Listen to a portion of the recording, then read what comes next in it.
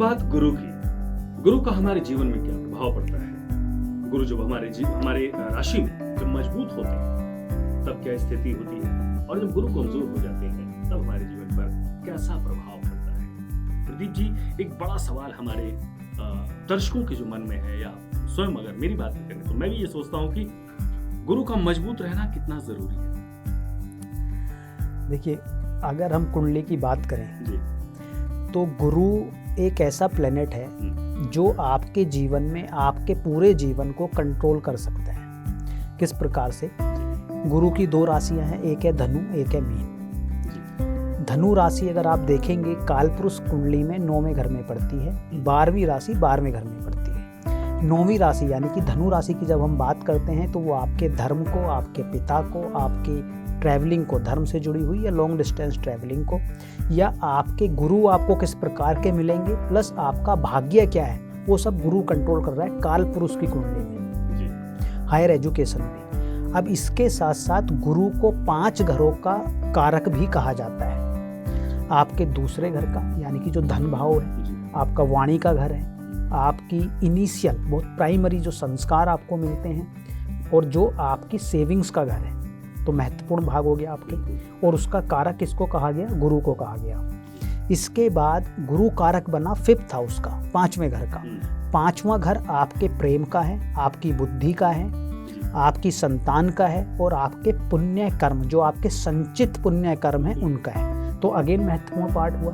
जिसकी बुद्धि संतुलित नहीं, वो अच्छे बने बनाए को भी बिगाड़ सकता है, और जिसकी बुद्धि है वो अपनी बुद्धि के बल पे किसी को जीत भी सकता है या गवा भी सकता है। तो अगेन दूसरा बहुत महत्वपूर्ण पार्ट गुरु के कंट्रोल में है। इसके बाद 9th हाउस, जैसे मैंने स्टार्टिंग में कहा, उसका कंट्रोल गुरु के पास है। तो आप कितने धार्मिक हैं, आपका भाग्य किस प्रकार का है, आपकी हायर एजुकेशन, आपके गुरु आपको किस प्रकार के मिलेंगे, आपको पिता आपके किस प्रकार के मिलेंगे, अगेन गुरु बताएगा। 10वां भाव जो आपका प्रोफेशन है, आप किसी की सक्सेस का जब वैल्यूएशन करते हैं तो अल्टीमेटली ये पता चलता है कि वो अपने प्रोफेशनल लाइफ में कितना सक्सेसफुल है। उसी से ये बताया जाता है कि वो बंदा जी बहुत फलाना बंदा वो बहुत सक्सेसफुल है। हम किसी की भी बात करें, चाहे वो कॉर्पोरेट हो, पॉलिटिशियंस हो, कोई भी अपनी फील्ड में अगर एक्सपर्ट है तो उसका 10वां भाव अच्छा है। उसका कारक जो कंट्रोल कर रहा है वो गुरु हो गया है। 11वां भाव जो आपकी इच्छा पूर्ति का है, जो आपकी इनकम का है, जो आपकी डिजायर्स का है, वो किसके कंट्रोल में? अगेन गुरु के कंट्रोल में। अब अगर आपका गुरु अच्छा है तो 2 राशियों का मालिक है, 2 घरों का मालिक बनेगा, कोई भी आपकी कुंडली हो, चाहे किसी भी लगन की कुंडली हो, और 5 घरों का कारक भी रहेगा। अब अगर गुरु आपका बली है तो 5 जिनका वो कारक है, जो अहम बिंदु हैं आपके जीवन के, वो संभल गए।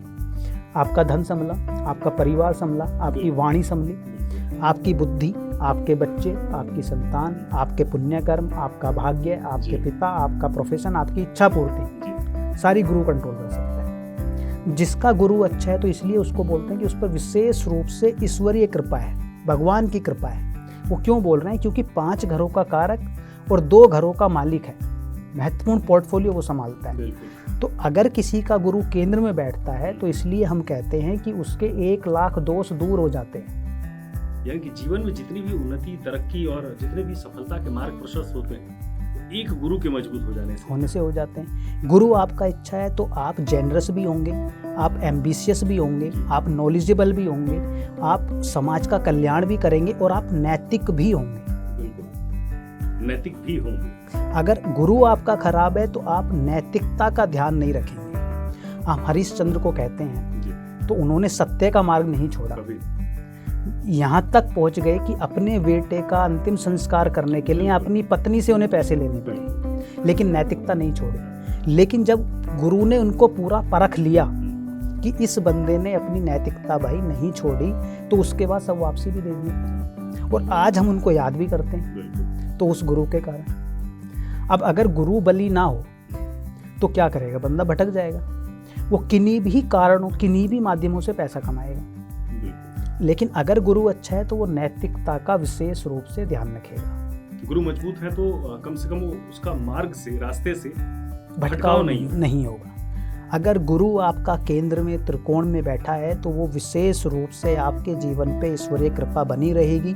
जब भी आप किसी भी परिस्थिति में फंसेंगे और आप प्रभु को याद करेंगे तो आपको रास्ता अवश्य मिलेगा। क्या किसी अन्य ग्रह के साथ मिलने के बाद कभी ऐसा होता है किसी ग्रह के साथ मिलके गुरु का प्रभाव कमजोर हो जाता हो? देखिए, इसमें जो सबसे ज़्यादा कॉन्फ्लिक्ट आता है या जो सबसे कंट्रोवर्सी जिस पे होती है वो गुरु चांडाल योग की होती है। गुरु चांडाल है, हमने इसीलिए पहले मैंने भी ये एक बार सवाल कवर पूछा। किया था। तो लेकिन मुद्दा वही है, अगर आपका गुरु अच्छा है तो फिर ऐसा गुरु वो क्या जो चांडाल को अपने गुरु में परिवर्तित ना कर पाए। बिल्कुल, बिल्कुल। तो इसका मतलब क्या है, गुरु कमजोर है गुरु कि चांडाल के साथ आने से वो खराब हो गया। बिल्कुल। अगर गुरु बलवान है तो चांडाल उसके संपर्क में आने से गुरु जैसा बिहेव करेगा। एकदम। तो वही हम कहते हैं कि अगर आपका गुरु स्व राशि का है, उच्च राशि का है, नवांश में वो वर्गोत्तम हो रहा है या फिर वो बली है कि अपनी उच्च राशि में चला गया है, तो गुरु उस राहु को भी कंट्रोल कर लेगा। आचार्य जी, एक सवाल अमूमन लोगों के जहन में आता है कि लोग सुनते हैं एक दूसरे से कि कहा जाता है कि गुरु कमजोर हो गए हैं आपके, गुरु कमजोर है। तो इसके पीछे का क्या तथ्य होता है? गुरु कमजोर कैसे हो जाते हैं? देखिए, गुरु कमजोर होने के लिए कई रीजन्स हो सकते हैं। जी। पहला रीजन हो सकता है कि गुरु अपनी नीच राशि में हो। गुरु की नीच राशि मकर है, शनि की राशि है। जी। अगर नीच राशि में गुरु जाते हैं अपनी में तो वो कमजोर हो जाते हैं। लेकिन अगर वो वहाँ पर रेट्रो हैं, अगर वो वहाँ पर वक्री हैं, तो उतना नकारात्मक प्रभाव नहीं मिलेगा। लेकिन अगर वो नीच राशि में है और वक्री भी नहीं है तो मतलब उनकी जो शक्ति है वो क्षीण हो गई है, वो कमजोर हो गए हैं। आप समझिए ना कि आप गुरु को अगर किसी ऐसे व्यक्ति के घर में बैठा देंगे जहाँ पर कोई भी नैतिकता का कार्य ना होता हो, दास के घर में कहीं बैठा देंगे तो वो कमजोर महसूस कर सकता है। तो ये एक रीजन हुआ। या फिर गुरु के ऊपर 2-3 नकारात्मक प्लेनेट का, पापी ग्रहों का प्रभाव आ जाए। मान लीजिए गुरु राहु के साथ बैठे हैं, शनि की दृष्टि भी वहाँ पर आ जाए, मंगल की दृष्टि भी वहाँ पर आ जाए, तो उससे क्या हुआ कि जो आपके मैलिफिक प्लेनेट थे, जो पापी ग्रह थे, उन्होंने उनको ग्रसित कर दिया, कमजोर कर दिया। तो अब गुरु अपना प्रभाव नहीं दे पा रहे। और आप देखेंगे कि जिनका गुरु अच्छा होता है और मान लीजिए उनके जीवन में गुरु की महादशा है, अब अगर उन्होंने नैतिकता से पैसा कमाया है तो जब गुरु के बाद शनि की महादशा आएगी तो वो उनको अपार धन देगी। लेकिन अगर आपने गुरु के होते हुए गुरु की महादशा में किन्हीं भी कारणों से अगर अनैतिकता से पैसा कमाया है, लूट खसोट की है, तो वो ही शनि, गुरु तो पैसा देता रहेगा, गुरु कह रहा है कि मैं न्याय नहीं करूंगा, मैं अच्छा हूं तो मैं तो आपको संपन्नता दे रहा हूं। न्याय के कारक शनि, गुरु के बाद शनि की महादशा। अब अगर आपने गुरु के कालखंड में, उस महादशा में कुछ गड़बड़ की है तो शनि उसका पूर्ण हिसाब किताब आपके जीवन में लेके आएगा। बिल्कुल। आपकी कुंडली में गुरु कहाँ बैठे हैं और कैसा प्रभाव दे रहे हैं, जानने के लिए आपकी टीवी स्क्रीन पर लगातार नंबर फ्लैश हो रहे हैं। आप हमें व्हाट्सएप कर सकते हैं, आप हमें मेल कर सकते हैं अपनी जन्म की तिथि, जन्म का समय और जन्म का स्थान।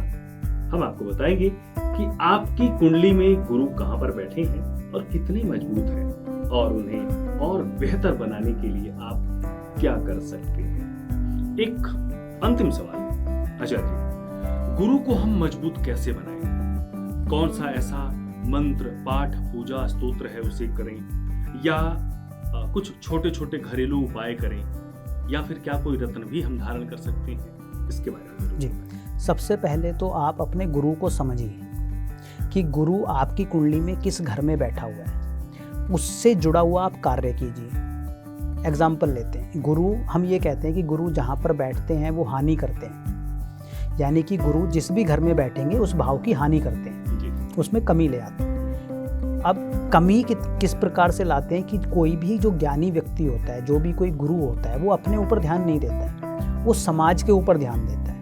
वो बाकी सबको अच्छा करता है, अपने आप पे उतना उसका फोकस नहीं होता है। कहते दिया तले अंधेरा। तो पूरे जगत को वो रोशनी दे रहा है, लेकिन जो उसके नीचे का खुद पार्ट है वहां पर उसने ध्यान नहीं दिया। तो अब जो उस गुरु की दृष्टियां होती हैं, गुरु को स्पेशल दृष्टियां मिली हैं 5वीं और 9वीं, 7वीं सभी के पास होती है। तो इन दृष्टियों को जहां भी इनकी दृष्टि पड़ती है वहां पर अमृत वर्षा होती है, ऐसे कह सकते हैं। अब मान लीजिए आपका गुरु सेकंड हाउस में बैठा है। अब सेकंड हाउस में बैठ के गुरु आपके साथ ये तो करेगा कि आप अपने धन पे, अपनी सेविंग्स पे ध्यान ना दें, आप अपने परिवार पे उतना ध्यान ना दें, लेकिन उसकी एक दृष्टि आएगी छठे घर पर, एक आएगी दसम भाव पर, एक आएगी जो आपकी सेवा का भाव है, जो आपके ऋण का भाव है, जो आपके शत्रुओं का भाव है, जो आपके रोग का भाव है, एक आएगी आपके दसम भाव पर जो आपके कर्म का भाव है, प्रोफेशन है आपका। अब वो आपकी सेवा भाव को और ऋण रोग शत्रुओं से आपको मुक्ति दिलाएगा और दसम भाव को चमकाएगा, आपकी प्रोफेशनल लाइफ में बहुत ग्रोथ लेके आएगा। लेकिन जरूरी नहीं कि आप उस प्रोफेशनल लाइफ में आपके मान सम्मान होगा, सब कुछ होगा, पैसा भी कमाएंगे, लेकिन सेविंग कर पाएंगे ये जरूरी नहीं है। अब आपको इस गुरु के लिए कॉन्शियस रहना पड़ेगा। अगर आपका फोकस उस सेकंड हाउस से हटा सेविंग से, तो वो बिल्कुल नहीं होने देगा।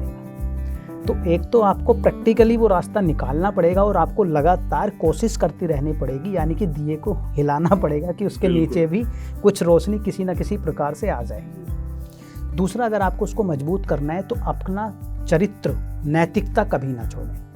अगर उसके अपनी माता के साथ संबंध अच्छे हैं, मधुर हैं, एक ही आवाज़ पे वो माता के लिए उठकर खड़ा हो जाता है, इसका मतलब उसका गुरु परफेक्टली काम कर रहा है। क्योंकि गुरु उच्च का कहाँ होता है? कर्क राशि में। कर्क राशि का स्वामी कौन है? चंद्रमा। और माँ का कारक कौन है? चंद्रमा। मन का कारक भी कौन है? चंद्रमा। और पहली संस्कार माता से आते हैं। तो अगर आपका गुरु अच्छा है तो आपके अपनी माता के साथ संबंध जरूर अच्छे होंगे। एक अंतिम उपाय बताएं, क्या मंत्र हम कुछ? 2 उपाय मैं बोलूँगा जी। पुखराज आप पहन सकते हैं। दूसरा, विष्णु सहस्त्र नाम का आप जाप कर सकते हैं। आप बृहस्पतिवार के आप फास्ट कर सकते हैं, दान पुण्य कर सकते हैं, और नैतिक चरित्र आपका अपना ठीक रख सकते हैं। तो ये था गुरु का प्रभाव हमारी कुंडली में, कैसे हम गुरु को बेहतर कर सकते हैं। प्रदीप जी, आप हमारे स्टूडियो में आए, आपका बहुत बहुत धन्यवाद। ये था आपका साप्ताहिक राशिफल, और साथ ही गुरु को हम कैसे मजबूत कर सकते हैं, गुरु का हमारे जीवन में क्या प्रभाव पड़ता है, इसके बारे में आपने जाना। और लगातार इसी प्रकार से हम आपको साप्ताहिक राशिफल क्या है आपका बताते रहेंगे।